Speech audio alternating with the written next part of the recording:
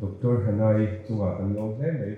ka Thlirlawktu ina thiam tak mai an Thlirlawk nuwa chuan thiar ve te pawh kha cha kom tuin ka hria Amira chu ama nge ina ron soyang khan mitinin thirna tlang sang sang atangin he Lehkhabu hi kan han thiaranga kan han thiranga takhan Dawngzuala ina alo soyang te kha kan pom vekem nge nia a soi lo zinga pawh khan ngai dan dang te pawh kan nei ti te kha a hnuah hian OP hi le vek thei ani in chiang nge ani ti hian an te pawh khan a thade shimshima chu mai ba ka ni Lehkhabu hi chu art a bit takin poetry te phei hi chu art form ani ya chu bang chuan thilinang reng pawh hi a dong song tu te na kan don son dan hi inang lo thei tak ani ya chu bang chuanin i keimanin kan thiar ve ngei huna khanin ngai dan kan siamanga Amira chu Dawngzuala ina a ron soina zui vek kha chu kan ngai dan ani ka ring ti chuan tuna kan kal khom chan ber Lehkhabu Tlangzarhna hun kan lo hmang don tonga kani ti thu lokanga tuman ti turin min shil san lova Amira chu stage a hianin opia nu le au te kha lo ging chuak ve sela ka duwa apate ne proportion te le stage mi te ho kha chu I lo ding chuak ta ira stage ding ve lo ho kha lo so chan to ru chuanin Tlangzarhna professor ke sila chamwani kan ko chuak anga chu ti ro ani hianin thuma te pawh lo nei ma sela heta hian kan lo din pui vekanga Tlangzarhna kha chuanin chu ti chuan kan om donia Lehkhabu Tlangzarhna min nei sak turin professor ke sila chamwani kan some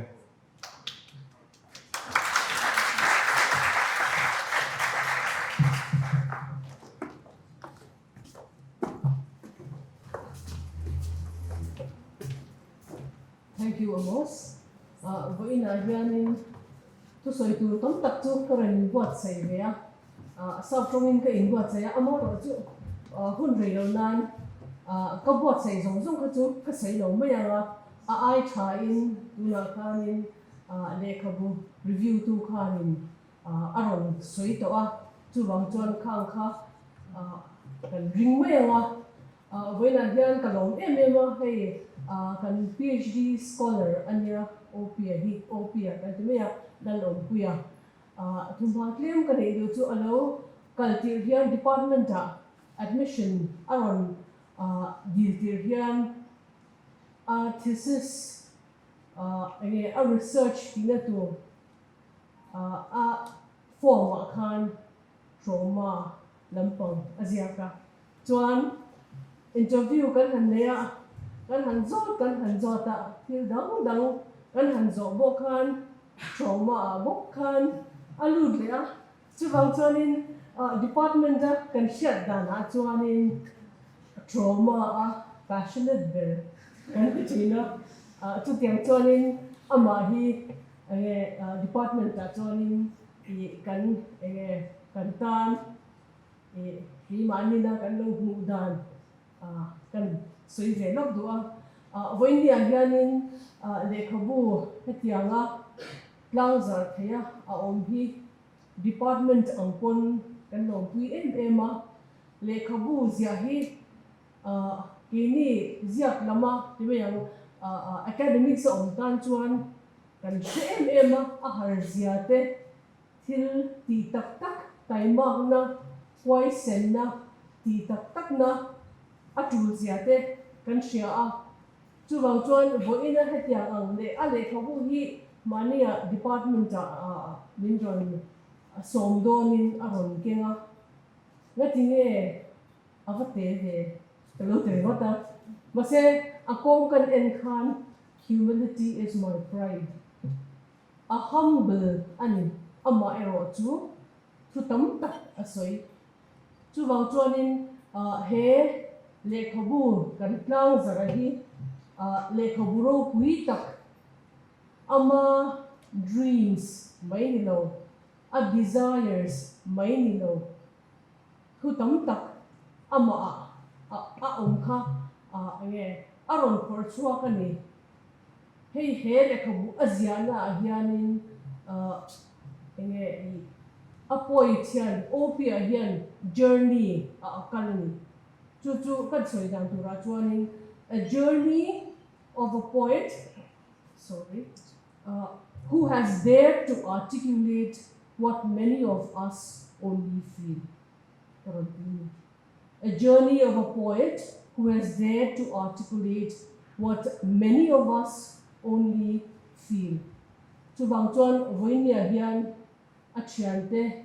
a Lalparchhuana, a Unaute, a Dawngzuala, local home hian poetry hi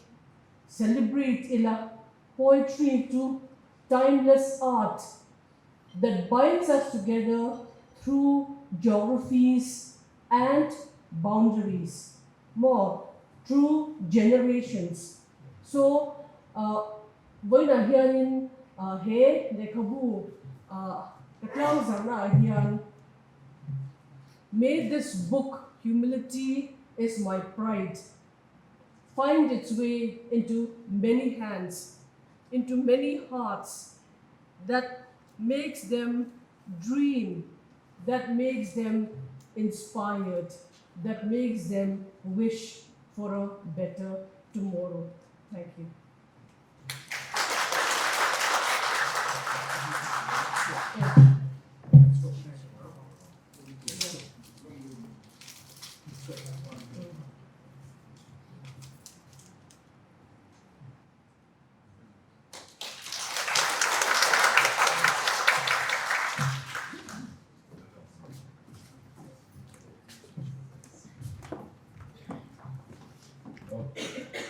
Professor Kesil Laltleipuii tunga long thu kan se ama hi ka shesa re nga ma ro chu voi ni ni ka nervous de wa ni singa lo ka an singa ka chu ve hi a mi ka lam fu the re re lo chu pa kan choi ha mi se la he azia tu pa hi thu soi ka ko do na ama ro chu ya thu soi mai zo na pakhat ka zot lo ka nga mi ti dana ni yam po ka shela wa I du du soi nga thu bera ama ro chu voi ni ya hian I Lehkhabu Tlangzarhna ni hi engei rilwa om ti kha kan chen sa ber cha ga mi pui te hian chu opening statement an ne sa ro ti kha ka request du chen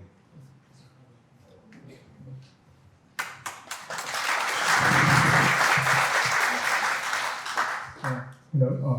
I'm Saverin Kaduai San Karin Pabang Milo Katsung Natele Chhangte Tatai Nong Kau Tei Ka Dream Thilpek Nia in Zawai Tunga Long Tu Ka Sermone Chuan Tuna Khan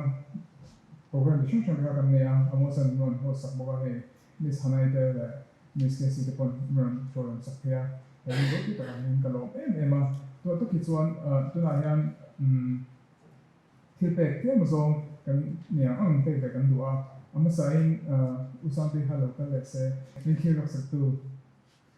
Miss Hanai Thilpek Kan Pelong Ne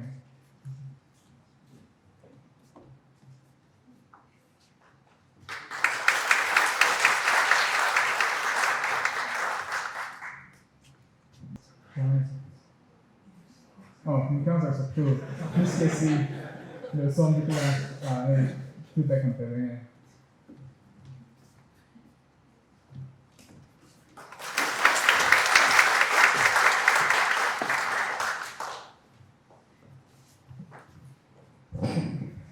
Chuan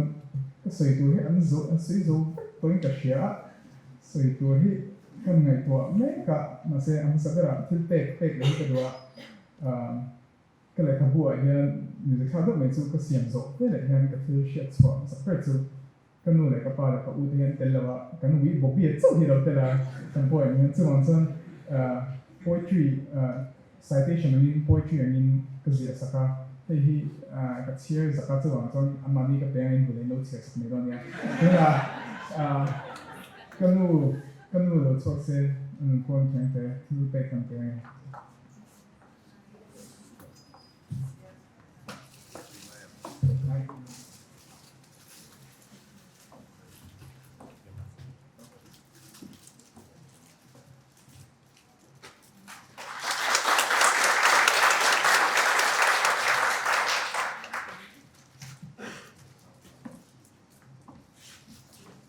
Nakapa Lalparchhuana Hari Foxen Bagane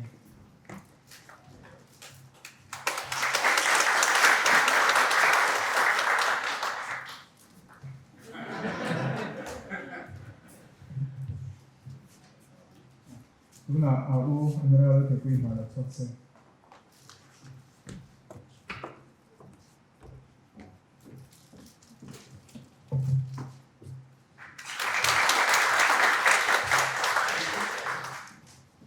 Tuna kan Amos kan Hui Kashia Rent ay kusok ni Kashia kasi sakya ma ko ni ka childhood friend niya ka childhood friend niya ma chuan ka pastor papapui ania dito may na kan thil sha thiam hi ai nam ma kan thil pon tapui nam ma chuan Thilpek ka be do kan be ania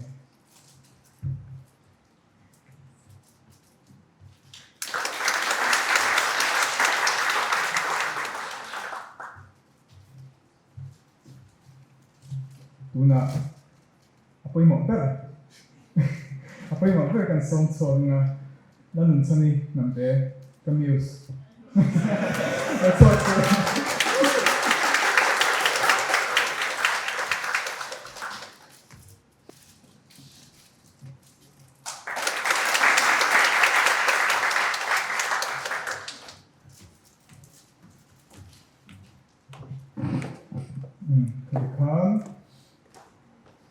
ZYWC apiang to pop me on this honey kan cover Thilpek to Amira zu ya Hunserh chuan soi muang tu hian Hringnun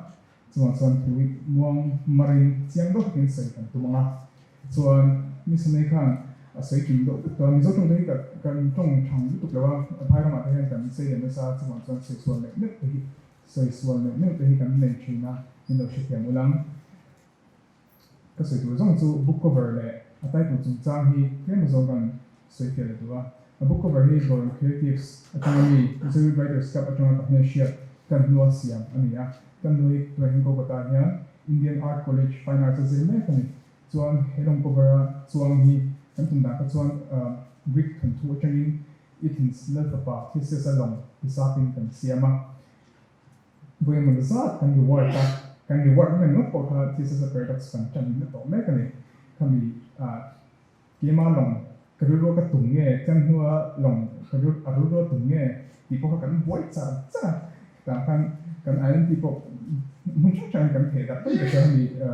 kami kan reward na hian achang le atar tu kan te achang le apole tu kan te achang le ayang adult novel tu kan so an moi lo tu kan ne son chin mo do easy mo tiang te vela kan boy cha kata kan thesis a paradox on chiang to me ka sian du dan le tum dan le ni na chong kan ne kata kan art le piang chok chen ka chiang me o me chuan helai ta kan a hun lai thesis a paradox on boy ne per chu thesis along ha ka kan an da chata chan chu thesis a kan minotaur sial le machine in chopol ka athatta ni kami atha na ma khan a ho ko khan long kha ma kami long kha e then so dan an long pui ne ma chu bang chuan mi long hi kan da chare ma chuan a chiat pon a thing zong hi kan kha zela ka siam che lo ni an tia a se philosopher chin ka ka chuan ani te chuan thesis a long kha ani a long niang nge a siam che tu te long zo kha lo ni to zo ti khan chu ta ni tuna khan mi sanai ko khan a material hi kiman hi material kan machine na kan taksa te in siam tu ni nge kan thil ti te hian siam tu ni Marxist karma sapon so irem bo ka hian bela hian idea ko khan directive materialism ko khan kan material conditions hian kan ideology song hi ashil te kan hian kan so ta kami ta khan chen ka chuan kan idea salom kan materials hi shil zo te kan se ka kan debate khom zai ta chu thesis a ship hian phun kim tak ka shia chuwang chuan ka ran da a color a ko hian a paradox ang do ma red and blue hi the sail of pride in the sea of humility te poti thea ka kan evaluation function ka chuan ne thenga kan sei do to lawan mi sani khan phun kim le lu to ka sei tu hi apa ko khop mai chuan ko mai na chu chang hi kan sei le to wa ko mai na hi soi kia mai lawan ka chu o me khan lai ni ate khwa ina te na kan ni khwa te le kan thil soi chwa lo soi chwa chuan chapau na chang thei mai thil mo ringa kan thil ti thin ani kan thil ti mai ni lovin kan ru po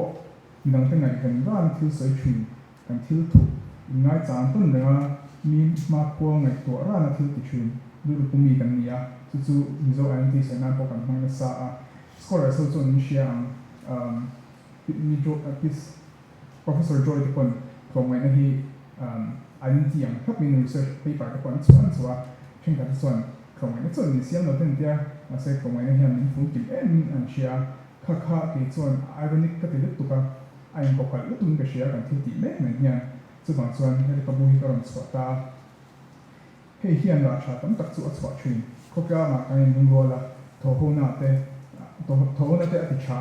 chui la hian nuam teng ve me a amai chu klong na hian to chin na ni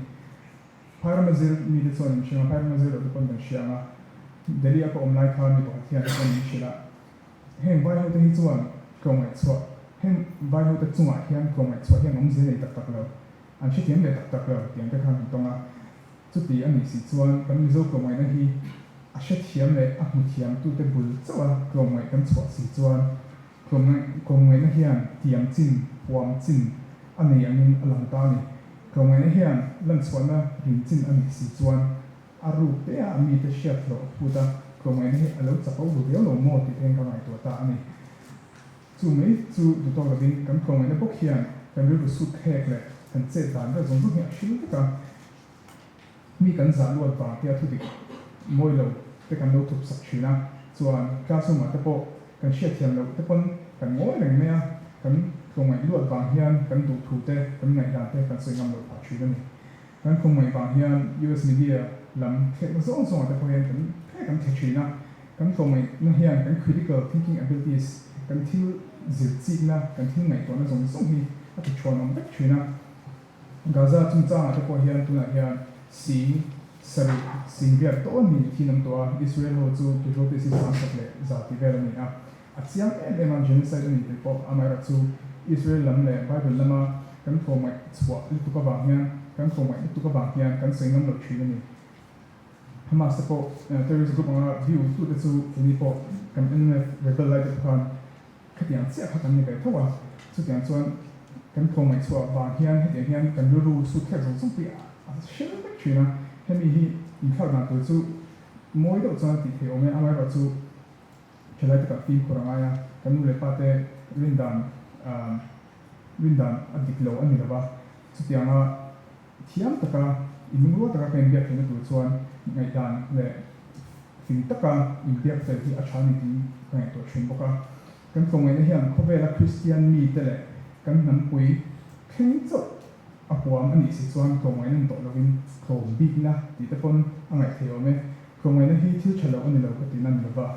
ma se mania ru puak chhuak wai sin taka kan sui chhuak na konga te thil chi taka kan ngai to konga te min ti chuan hle ani he kongai na hi ka chuangin ka chapawin ngai sangin ka chuan pui ani ti lam ti nan hemi tai to hi ka hmangta ani ti zong khan ka tu sai tu to tamela chuan hei ka Lehkhabu bo se na konga hian kan nu le pa te ko hin champion sa ema both the things I can the say is of na mo chang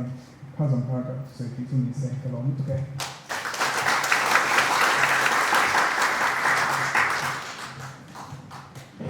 opia Lalawmpuia ania ahmingpung hi kala soi lang mia lo senior kan education important is it kan se le chu asoi dik tu kan ni Amos kan Lalnunchhani kan china ma se changpha kan ka pa se kan spring de lama ka oma class 10 kan hmingpum zia tu kan se ta ni Lalnunchhani kan ka zia ka kan principal kan adik lo i percent ka kan Lalnunchhani kan si he dia kami ka pai din nin vo kala share kan ni tu kan kan Lalnunchhani ngar ni di kan to ni kan se le se ama ka chuan ka Lalnunchhani na kala share kan ni chu kani best friend tak lai ka jon ti la ngai poi ni khen hian ni ai tiang a te min la so ma tu ba kan dei ngai tu ton le a Amira chu kan in kom ni sat wang lai tak kha chu pol sari kan ni la ni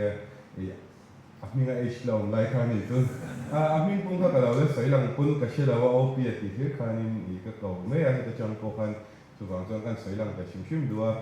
ka ziak mi te chuan khoi se na ngai ti kha a ta kila ran ti lang hei ka shia thil Dawngzuala da chatai la tuna Thusawi na pokanin he hetlai hun ange po he ni na pom lo deu pol te poka in lo me theya chu bang chuan a du pian ta na Thusawi na hun kha kan hom to nga in sum kar kha nei lo ila he idar thum khen ti kha nia amai ro chu pel deu hek po ni la poina kha om reng lo wa chu bang chu amai ro chu mi pakhat khanin la rei tuk lo ila amai ro chu kan vai din kan tum zok tum do nia a du pian Thusawi na hun kan hongai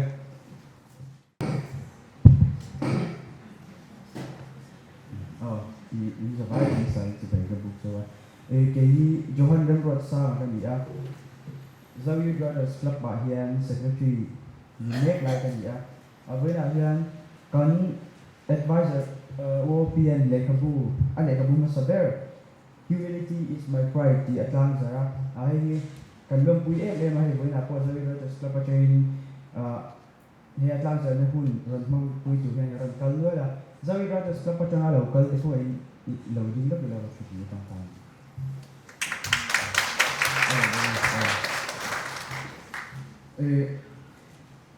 kan advisor hi OP hi kan kaptan mi chang kai mai ni advisor chata kan ya kan ni ron ke ni WhatsApp group a hian apo hi on post china amoi the mai na de on post ko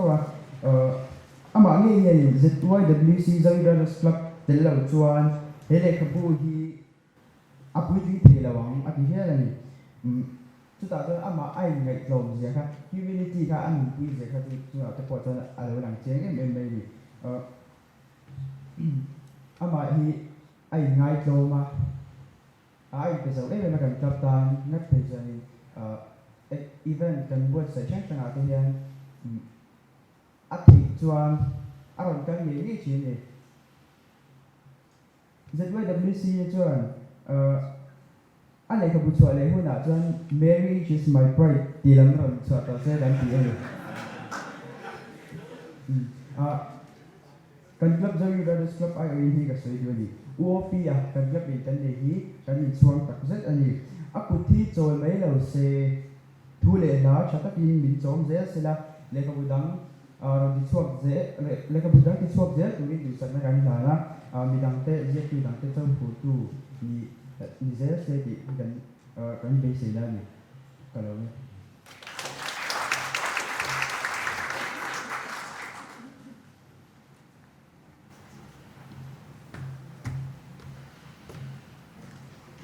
Padanin do din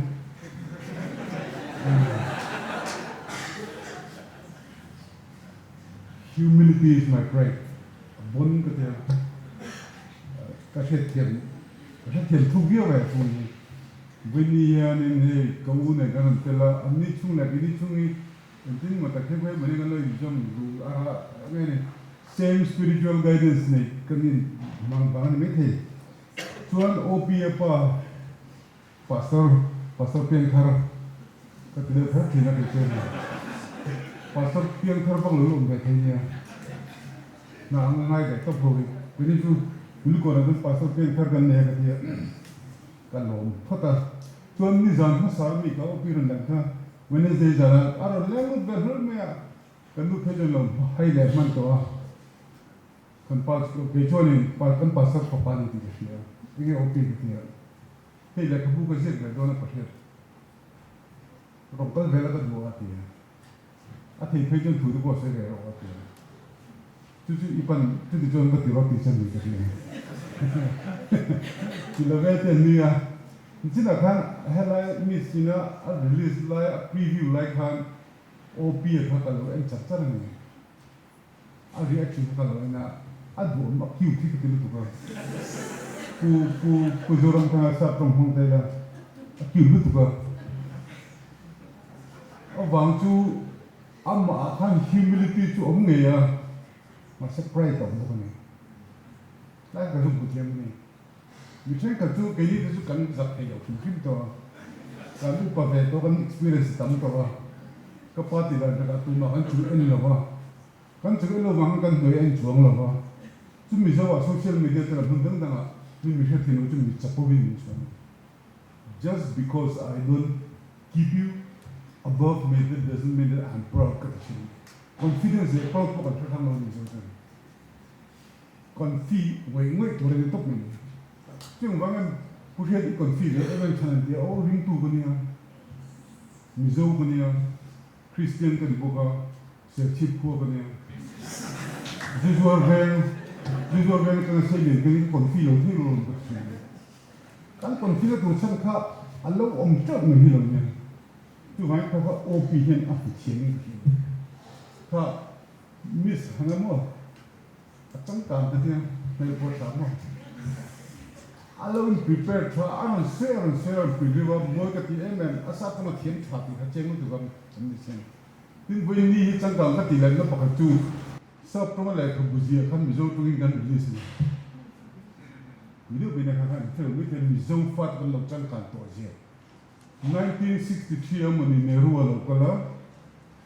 asap from a Thusawi escape boy chogan and let you up head. We escape boy to the Kasap and Chinu to get Money and in Neruat says, don't see Shapot and go there. Neru says, don't get put those one, I'll let you be near the global shelter. Neru sat from Singapore fellow Khan. We escape boy chogan and let you be vegan, then spoke even good men. Ah, who had the look. When they were from Simba, so you got unfavorable for the Lalhriatrenga dictionary and more. And then the Polo to God made him big love to take up to became a coach when you know, when you are alone, and to do not to say, don't talk about what I got at the Lalhlanpuii. Kappa here and say, now, go up to the Lehkhabu, Kappa the thing and say, Kappa, we never went to Corina. Thusawi, no, Mahan, you can Thusawi. Go Hunter, then go and Hunserh. To know to him, go and believe at Hani. He and Nipo Winnie Hen, the Sertiba, the Tamot, me and Vinaka. Winnie Poy Miro got them there to go and bed, Dani did it. The Pammy, and the last says of Jet over here. Winnie of Hmar Thusawi can't do it. Lalhlanpuii. Go and bell bull of Tony, but he'll bell bull to anything. Go and drop and then you pay you up to remember local patient and we to an unknown Lava. Mother said, she being tip, said it and fell Emma to one a job. We made it not many. John at Toyota say a truly a bullapa han Puka who did this somewhat me.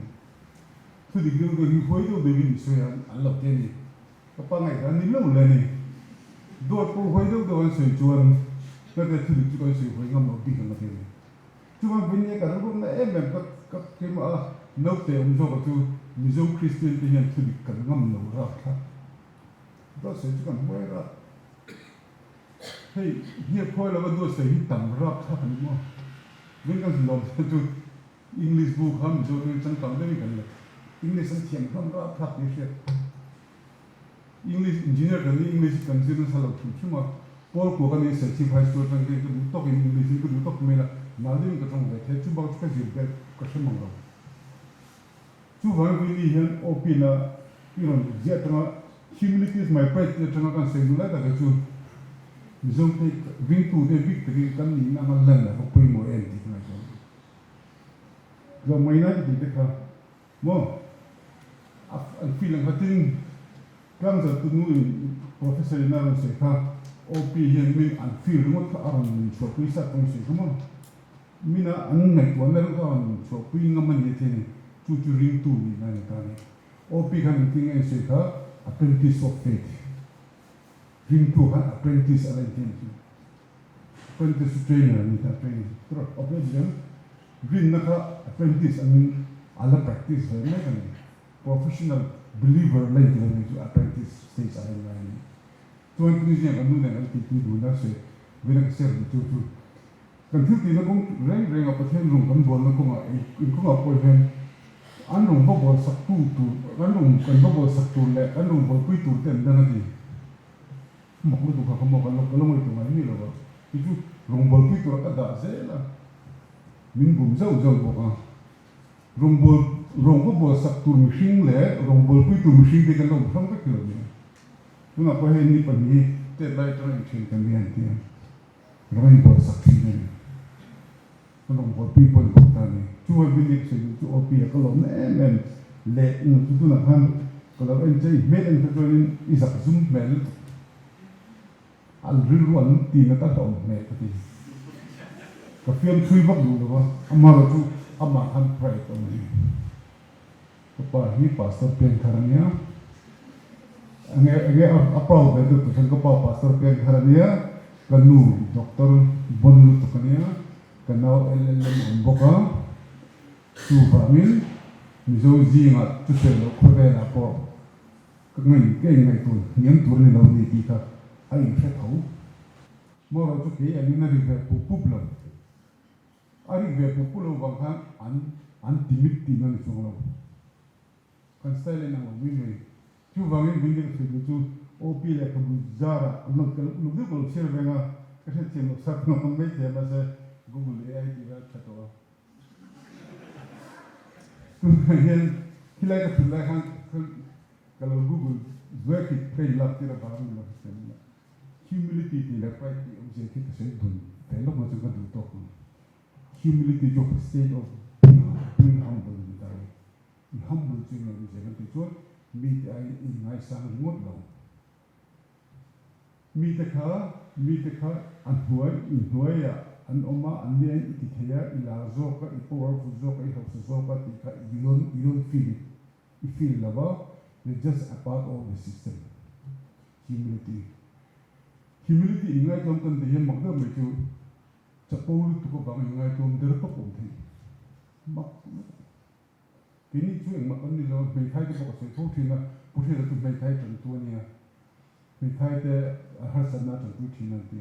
mi je thak me chu me thai ti lo ko he me thai lo cha ko pui de o thi go ha te kam line kam ba pa kha Bizon la ta thina ten baizing an zor pol da thina welfare phe tu ni bang han ka ba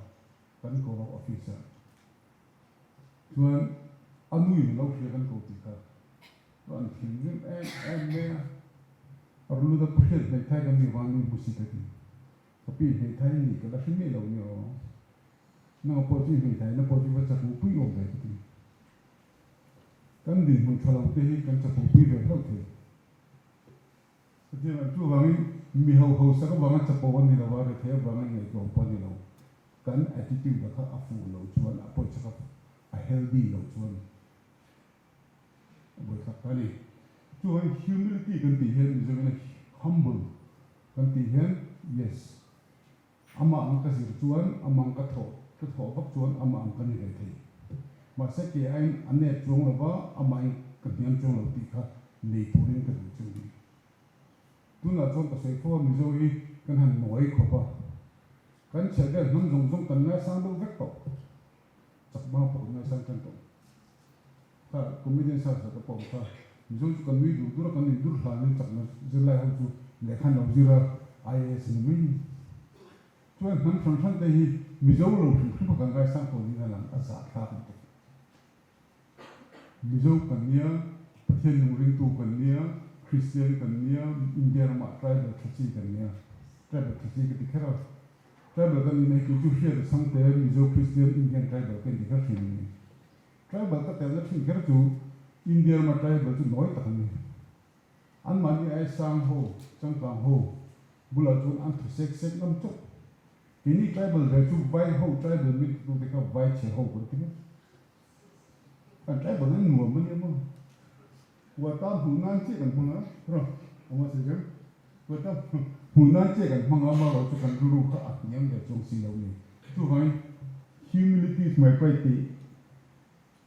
open an lo khan open sap thong e ba thiam o me en de ka tia ami su ka tu ka humility so be na la ni le nya kilit ne la ne ka thiam be tu ka tia thiam be tu ka ti khan chapo ang ngai tho di chu ka se phu thi la Paul thung ka fela ka be no na tu pa ka fel le ka pan ni se pas sa ni tu mi ka se jo pu khela ni ngai klom a fel tia masa mi zo ji nga mai ning jinya na sabar kan ni kan tu di thoba ne chapu ka ho de sai thia ma har to mi zo ti thia ma har to tu vai với những cái sự mà chúng sẽ thứ tổ là bằng là mi năng ni là ngâm nó bằng one so that we have humility in our pride humility as our pride rồi obi đi em abu ka có tu vai obi có hi Lehkhabu release nghe khác thế là ít hiện nó tên là future là mấy là nó bị pasal là này là bị xong về là cái sợi lên là rồi cái sợi buồn lại tự do một chút Mizong hian a changkan thei rak thak opi po changkan rak thak hei miste ho misna de ho mizong di tak vek nian sa tong thiem rak thak chiang ran chuan mizong an changkan thei ti kha hriaula humility om sela nam dang hu sig ma tur kan ni lawa ma ro chu with pride je chu covenant complexity pa ma infinity complex mani ngai niam na mi jong ngai sa na ma ka a tha chung lo superiority complex om le jong ma mi ai sa ngai a tha chung lo enge complex kan nei tu equality complex humility is my pride then asai tu equality complex ni kumi la kan sai tu equality complex ziri la apathian thura tha equality complex na tu ber tu superiority le inferiority anai lawa equality adate it is like that not today then it is not a complex until like a complex anai lo ti ka kan se ta jo win he kan lo bra tha ka oti he ron tu se la jo mo pa he na pom chang kan ka de crowd te number kan po ka ti lo kan thu se ka atak hlom an jo christian ko chu vai political to so ba thu se ge fo ba ti na pun da kan se acting atang bon lu tuk chapo lo si sual tuk ka pa sela phe aswal apiang tanai tikal kanai ti thathiam do thia piang ni thu se ni oi sam lo kon na ho si an acting lu tuk ka se chu acting ani pon acting chu is na kan ma ni chuan it's a good acting professional acting ni ma se mi kan bum mun lu tuk ka de chu to ma chu mi zo ji an pathian nu Christian ji ka sai chu mi kan bum na ser tu ka mi ba bum chu la ji a nga mo derive kan du ka ngai mo chu mi kan bum na ko ma ni bum le kan lo le tro sante so ta lo na life ko ba ka mo ne ka ngai sa no ngai ka the man and in the street in the hangway ka ka viral a title kan en lo to ni ba kan zi pa ni kan nam pe kan sai na zo ba tu lai tin ka mun che ka lom tu ba ataka lang chu ba la chuan when you can say tu let us be humble not pride let us be confident pathian ni tu ban ni ka ba ni lo ni ti ka sai mene en pon se ka sai thui lo nga tin hen min som na lang ku chan ka ka ti la ka sai te hin pakat ka ha tu dar thadna dar thum Tlangzarhna a maximum exit ngai lawa starting from 1 p.m. at Tlangzarhna ni chu an pa 2 pai chang ka la shim ma dar thum nu kan ho thei when a pot dar thum nu le na to kan ei ha ve dar thum se ngan te dar thum ana re do no to ka ngai ya pu se ta ho ni se re ni lo thon tro tu va mi vin ya ko e ni se vai lo thu ko se cho on my personal behalf ania ini ji ka lo hi ka lo hon e tu yes mizo do kan se vek big lo mizo kan la that khat kan la sa vek do di confidence ni se ko ko me tu sila opia dro ani kan po dik to ma sa ni le mi na ni kun de wa ni pay de wa to ni kun lo tu ron ni pay tu ni chat ni me san po ngai chung lo la me ka se ya tam tak jing le ro I feel fe na tu ko tin zuka min du ni chuan zui po official in la ngam tu official zuka min min po se ne chuan ye so ke ti zui ni ke ne tu ler po official ler tu ko ti chuan ei group po sum ei group du le si du lo ma lan tu lo tu pe chu person pe o chu ma ti thei don lo ni o ti pak tu จะข้ามีไปใส่รูกษัตริย์ตุกทำเราจะไม่เทเราที่คนตอนแรกเนี่ยตัวจู่ว่ามีวิ่งตูดแรงชวนตอนนี้นั่งกันอยู่ตัวนี้ตัวเบี้ยอันเดิมสิ่งว่ามีก็ลองพักไม่ตั้งแต่กันอินุยพอบิดกันตัวชวนอินุยว่าต่อโดนนะคุณหนุ่มไรเราคุณตัวก็ไม่ดีเราว่าเสร็จจะพูดตัวกันไม่ได้ที่ตัดสินเนี่ยก็ลอง